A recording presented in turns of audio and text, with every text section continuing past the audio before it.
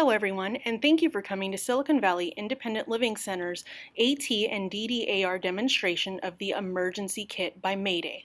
Included in the kit is one bag,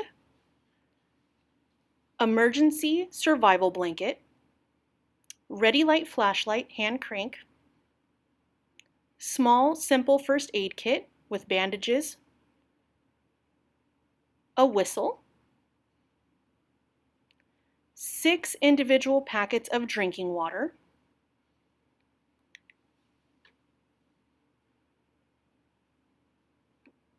one package of emergency food rations, and one help needed sign with space available regarding your information. And it all fits conveniently in this small bag. The red is to signal that it is an emergency kit and it is insulated.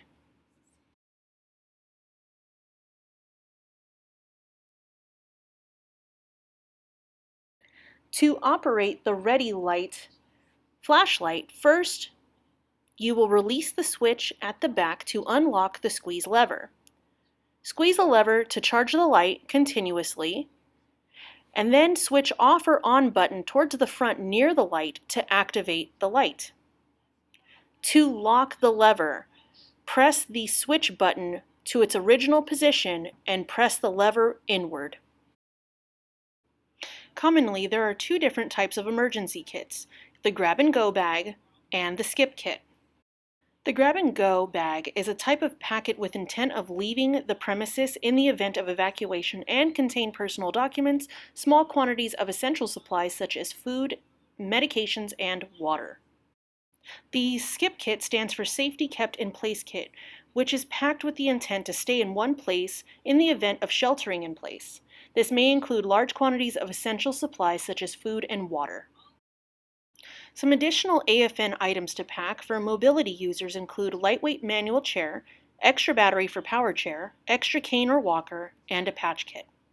For deaf and hearing impaired, it is suggested weather radio with text display and flashing alert, hearing aid batteries, pen and paper. For speech and language disabilities, methods of communications should be included, such as an AAC device, pen and paper, or other means. For blind and visually impaired, items labeled in braille or large print, and communication devices. And then items for all AFN where applicable include 7-day supply of prescription medications, list of all medications and instructions, eyeglasses, durable medical equipment items, oxygen tank, how to operate said oxygen tank, and insurance cards. Other items to include in your kits include personal and important documents, cash and small bills such as 1s, 5s, 10s, and 20s, wallet and personal bag or purse, phone and charger, water, 3 gallons per person per day, non-perishable food, 3 days worth per person, first aid supplies, important medications and list, toiletries, sanitation items such as wipes, spray, hand sanitizer, map and personal evacuation plans, masks, extra batteries, flashlight, solar panel charger for small devices, manual can opener, trash bags, battery-powered radio, extra clothes, weather-appropriate clothes, and activities for kids. For those with service animals or pets, be sure to include a kit as well.